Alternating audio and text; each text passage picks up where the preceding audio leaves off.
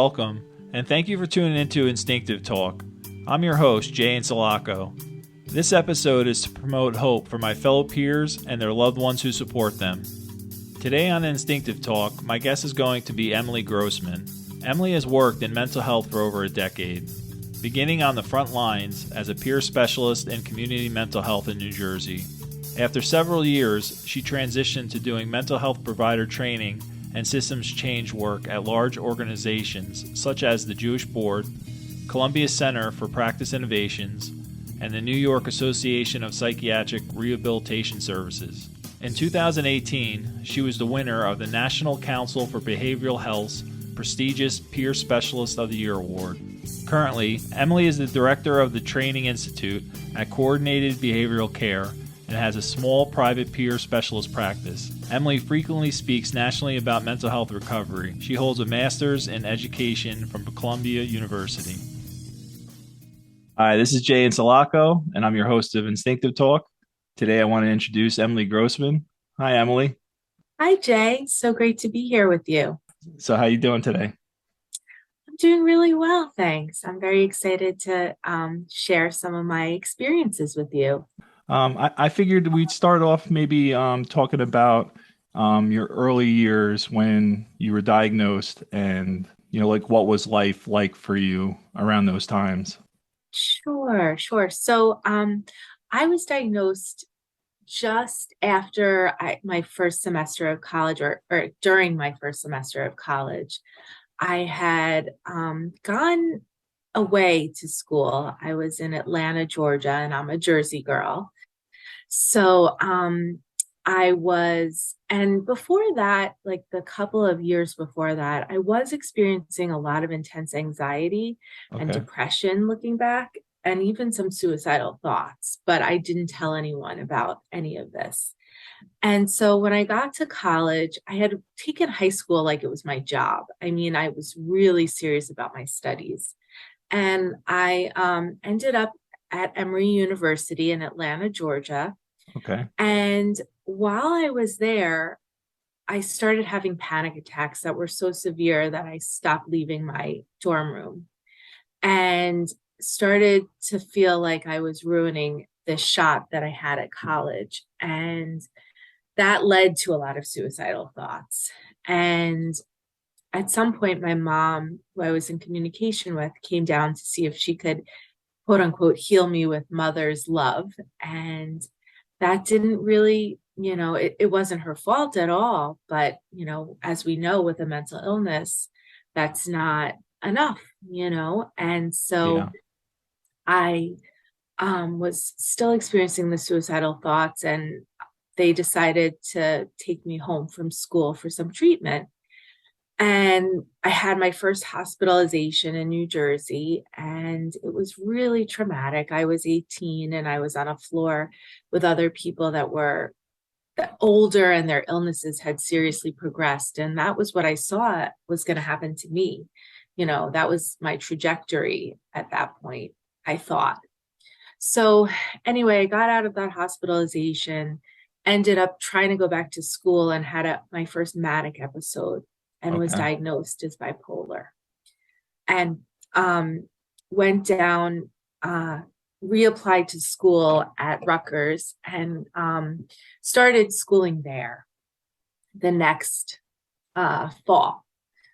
So during my time at Rutgers, at first I was really doing well, but within about 2 years, I broke through some of the medications that I was on and started the cycle of hospitalizations. And I was in and out of the hospital about 12 times, nearly institutionalized because of my mental illness and because I just wasn't getting better. The only reason I got out of that was because at that point, after I was in the hospital 12 times, I knew what to say to appear like I was healthy enough to be in the community, even though I really wasn't. So that was kind of how it unfolded for me in the beginning.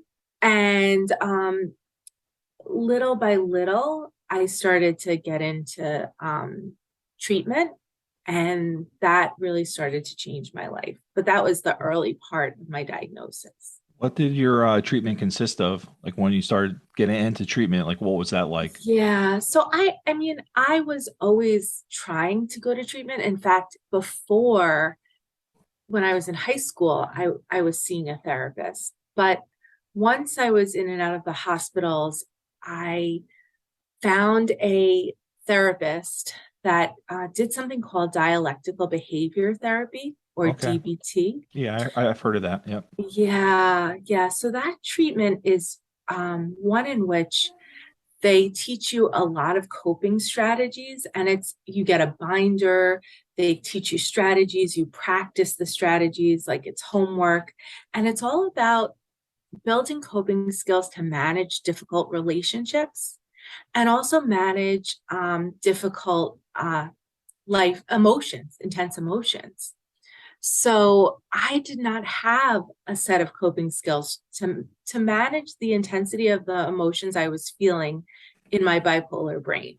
It Mhm. just was a different thing.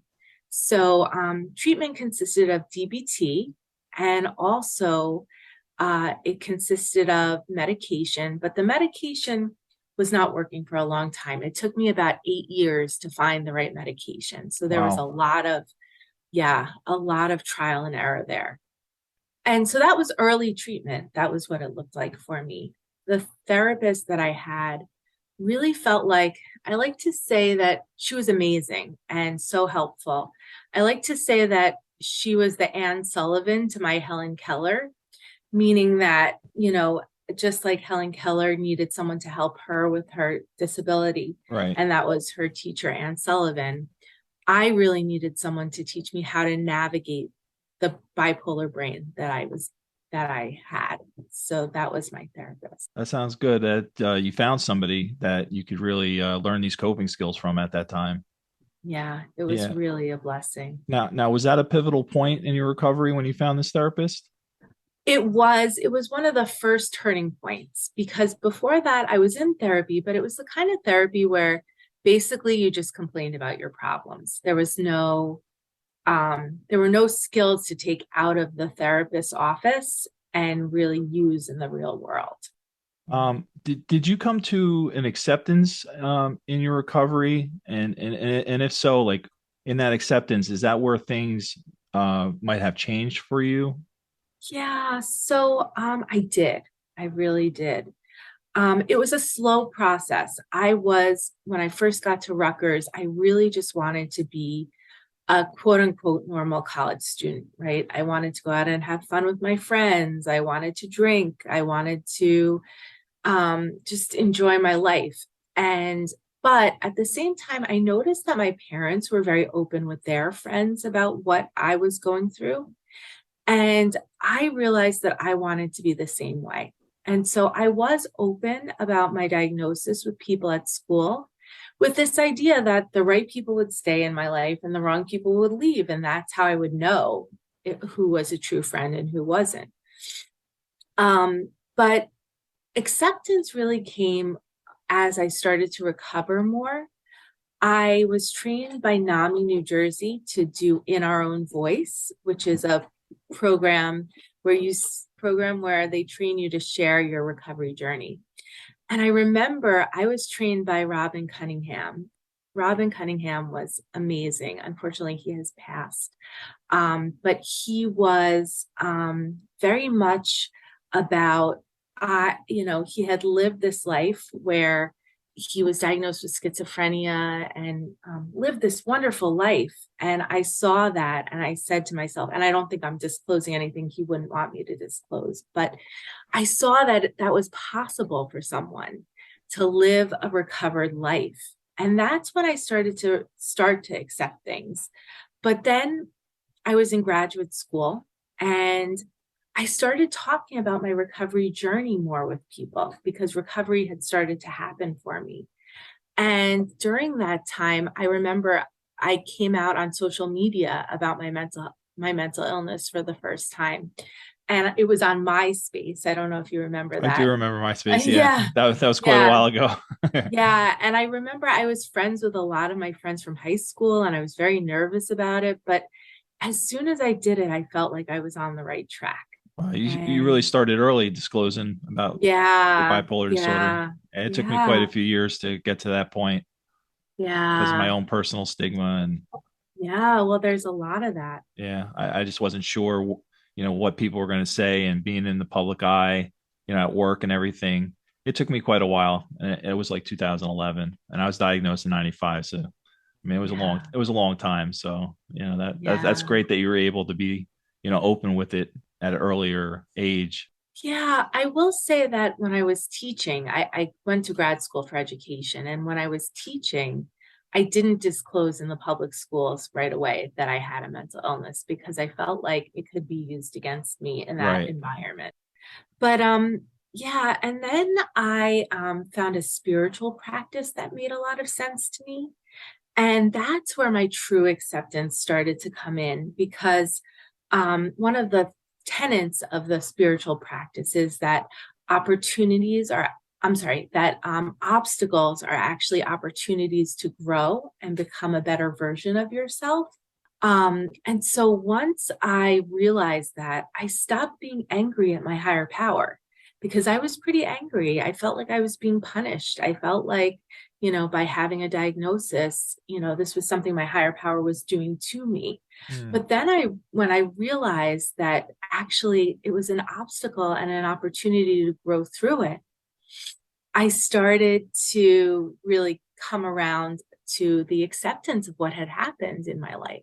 What kind of things did you start seeing change in your life when you started growing? Was it more of a stigma thing that you were growing from, or was it more of like a like a Um, like a mental state that you were in? Like that's where it started to change. yeah, yeah. So I started to really notice that as I deepened my own spiritual practices and meditated more and that kind of thing, I started to come to a place of peace within myself. And it was amazing. Through the meditation, I I at this point don't have symptoms anymore of bipolar. I mean, I do take medication Right. but I was experiencing all kinds of symptoms. I mean, psychosis and um, deep depression and mania, and all of that resolved itself. And I really feel like if you looked at my brain and did a brain scan back then, I wish they did when I asked, but in 1996, that wasn't an option. I really believe if you scan my brain then and if you scanned it now, you would see a different brain. And we know that brains are plastic, that neuroplasticity exists, meaning that our brains can the neuro pathways can change in our brains. Oh, they And can. yes, yeah, Oh, it's not fixed at any point in our lives. I didn't know that. Yeah, yeah. And so I really believe that as I meditated, I transformed the neural pathways in my brain because I don't feel the way I used to feel. I mean, that heavy cloud has been lifted. I'm definitely not seeing and hearing things anymore that aren't there. I don't have the delusional thinking and I don't have mania. The only thing that's a residue is I do sometimes experience anxiety, but it's situational. It's not just always hanging over my head, and that's how it was. So you have the skills, like when you do feel anxiety, you have the skills now to Yeah. handle it in a better way for yourself. Yes, absolutely. I really do. And I use my skills every day, and I really find that, the skills are things like deep breathing, meditation. Every morning I get up and I I exercise and I meditate and I'm in a 12-step program also for Okay. food actually. And so I talk to my sponsor and my sponsee, and I do writing around my 12-step program. So I have a whole battery of things that I do that really help me to stay well on a regular basis. But when I notice the anxiety spiking a little bit, that's when I really dig into those skills. And sometimes I have to take out my DBT book and remind myself about what they are, because when you're feeling an intense emotion, it's really hard to remember what to do about it. I don't know if you've experienced that, but Yeah. What I found is it's easier to talk about it now than it was then for me. Do you find that it was difficult at that time frame? Because you're talking about like yeah, around MySpace, and that's quite a while ago. And I just remember what was yeah, surrounding those times. It was just really hard to come out with it, just because people and men weren't speaking about it. Excuse me, at that yeah, time. yeah. I think it was hard, no question.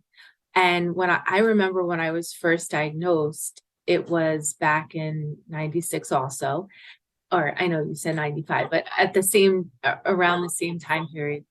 Yeah, people were not talking about mental illness. No, You didn't they have weren't. celebrities coming out and talking about it. You didn't have, I mean, the only depictions of it that I saw in the media were really negative. Even on the shows I used to watch, like I used to watch this show, Beverly Hills 90210. Yeah, I remember that show. I used to And watch it too. yeah, so I remember Emily Valentine was Brandon's girlfriend, and she was like the crazed woman who had a mental illness and would cause all kinds of trouble, you know? So I didn't want to be that crazed woman. I wanted to be as far away from that as possible. And I say crazed woman with air quotes, but I realize that no one can see that Yeah. as as I'm talking. So I want to specify that I don't believe in that.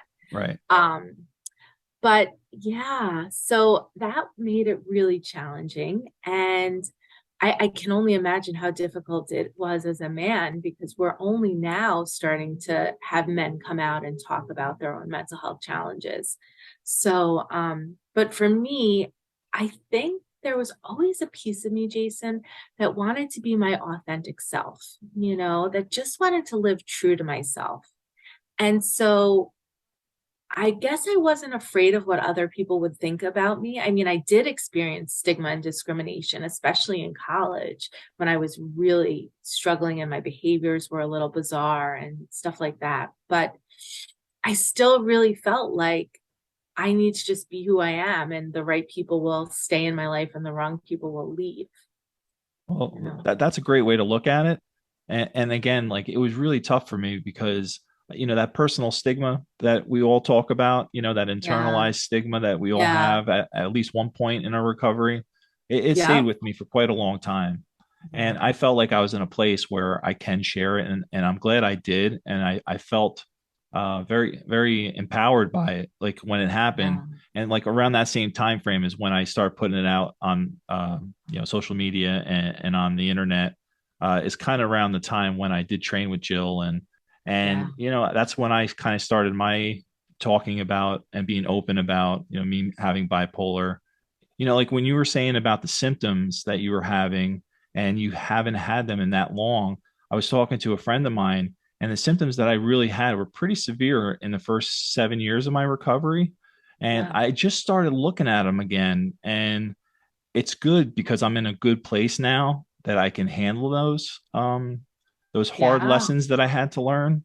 Yeah. And I'm a lot like you, and that's what I seen on a lot of posts that you did and on like LinkedIn, and I was really like drawn to you on that. And I know we met through the Stability Network, and I was like, you know what, I want to have Emily on here. She's putting out there a lot of really great messages, and Thank you, Jay. and not to have those symptoms, I can really relate. Like I'm not saying that every day there's not things that come up, and Right.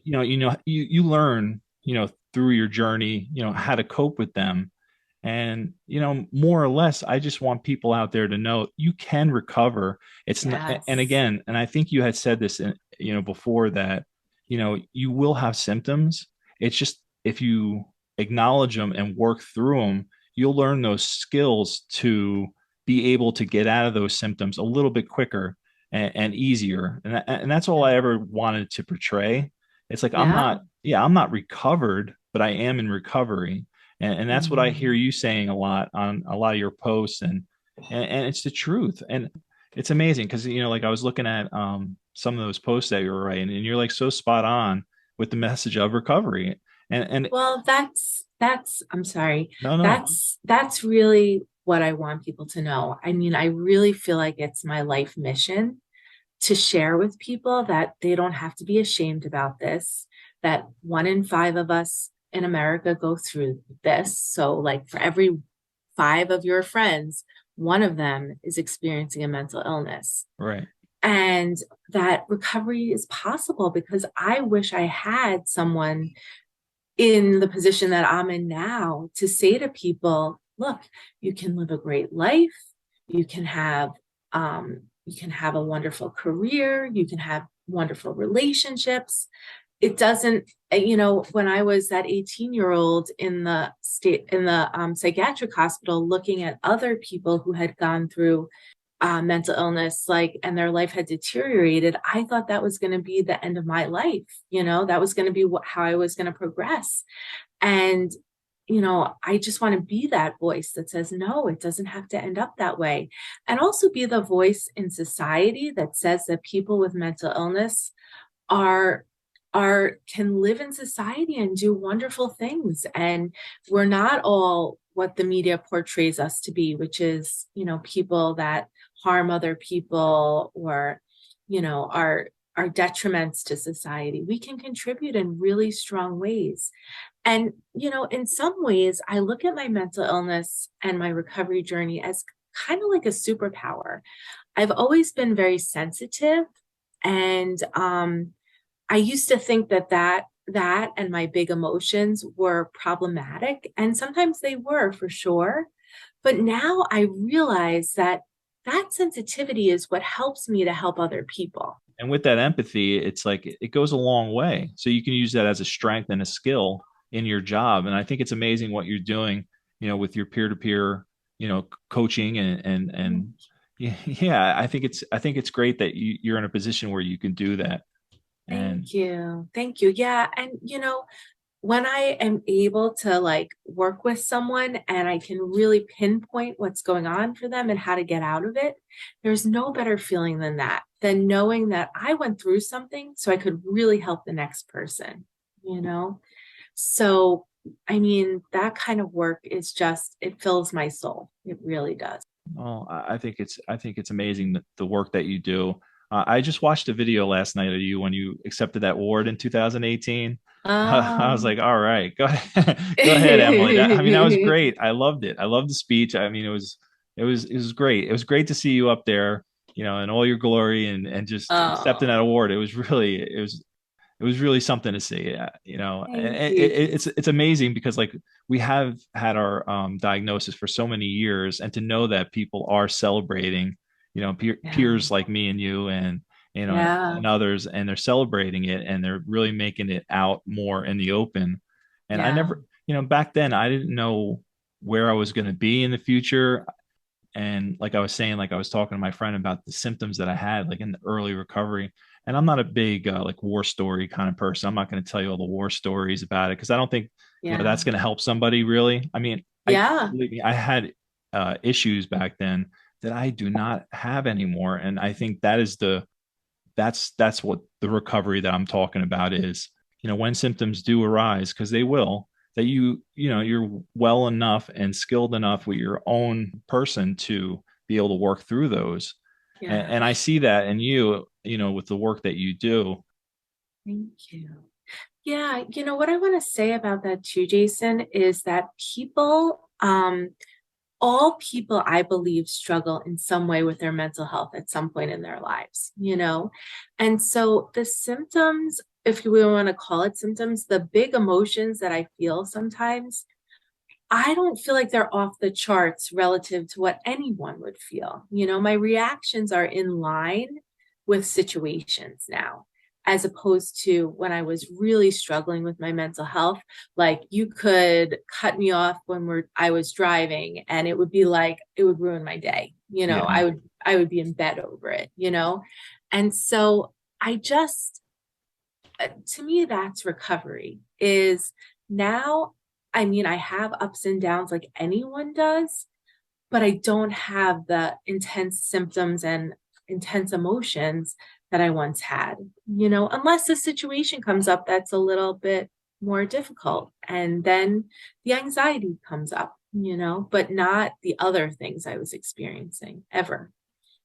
Yeah. Well, that's amazing. It's amazing that you're at this point now. Thank you. Yeah. And the work I do directing the institute that I direct to train mental health professionals, I really love the feeling of I've been through it before and I can train the very professionals that could have helped me. I'm now training them. And so I can infuse what I wish some of the professionals who helped me could have known. So I always weave in my own journey and my own story to whatever trainings I'm giving people uh, on how to work as a professional.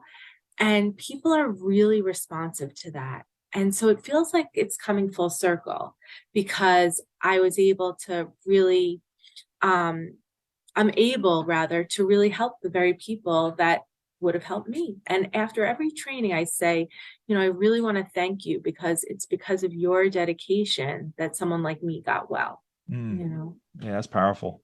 In your wisdom that you've gained in your mental health journey, Yeah. what lessons have you learned that you would share with your earlier self when you just got diagnosed in your early recovery, to maybe save some of that pain and that time? Like, Yeah. what would you share with that early self? Yeah. Oh my gosh. So many things. I mean, it's been quite a journey, but I will say that the biggest thing I learned is that that a mental illness, if you work on yourself and use the skills and overcome, it can actually be like a springboard to your higher and better self. It doesn't have to be like you're diagnosed and then it's like a life sentence of negativity. Like through my recovery journey, I really feel like I grew into a better person, and a more balanced person, a happier person, a more peaceful person, and someone who is ready to navigate all of life's challenges. So I wish instead of saying, when people are diagnosed, I wish instead of saying, you have a diagnosis, you're probably going to need to be on meds for the rest of your life, you're probably going to need to be in therapy, all the things that I heard, I wish they said, congratulations, we're going to lead you on this journey where you can become a better version of yourself if you take your recovery seriously. Wow. So that's the biggest thing I would tell myself is that this is going to be a journey. It's going to be painful at times, but it's going to be a journey that if you stay with it at the other end, you are going to feel, like you're living this life that's beyond your imagination. And so that kind of hope is what I wish I heard early on. And that kind of hope is what I try to infuse when I do the work that I do. Well, if somebody shared that message right there with me when I was 19 years old, going through all those things, I think I would look at it totally different.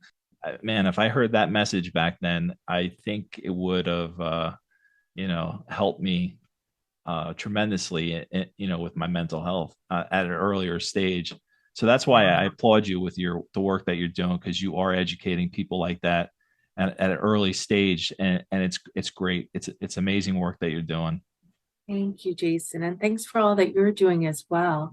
I think getting the message out through your podcast is a really important thing to do. So, Emily, I'm a public worker, and that's where I'm going to retire, and that's the work that I do. But this is a passion of mine, and yeah, I just need to, for my own sake and for other people's sake, know that there is a message of hope. There is a message of recovery where it's easier for you for your day to day life to feel better and be able to come to terms with that internalized stigma, and maybe just eliminate it altogether.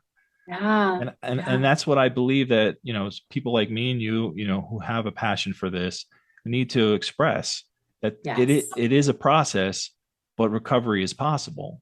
yes. And it's not just 12-step programs, with mental health too. I know. Yeah. I know. That's one of the things, Jason, that I think about is that when I say recovery, a lot of times people think it's from drugs and alcohol. Okay. And I think that you need to associate recovery not just with drugs and alcohol, but also with mental illness because um, the public just doesn't have any idea that people can get better. I'm glad that you were on. Like, how can people contact you and get in touch with you? I think the best way is via my email, Okay. which is info@emilygrossman.net, via my website, which is Okay. emilygrossman.net. Or also you can find me on LinkedIn. I'm not on all of the social media platforms posting regularly, but I do try to post inspirational messages on LinkedIn as much as I can. I see Emily Grossman posted an article. I'm reading it. Oh, thank you. I think it's great. I think it's really great, the message that you're putting out there. I really do. And, I can't say that enough. And I admire your passion for it. And, Thank you. I'm Back hope at you. I, Well, I think it's wonderful what you are doing. And I'm really grateful that you had me on your podcast today. so if you want to get in touch with Emily Grossman, I'll have everything in the show notes with her email and her website. Again, I just want to thank you, Emily, for being on the show. And I hope you have a wonderful day. Thank you so much, Jason. And I'm really honored that you asked. All right. Thank you, Emily. Thanks for tuning in to this episode of Instinctive Talk. If you want to connect with me, please visit my website at instinctivebird.com. If you want to buy a personalized version of my book, No More Crutch, it's also available on my website. If you could, please subscribe and leave a review. Again, this is Jay and Sulaco. Thanks for listening, and tune in next time to Instinctive Talk.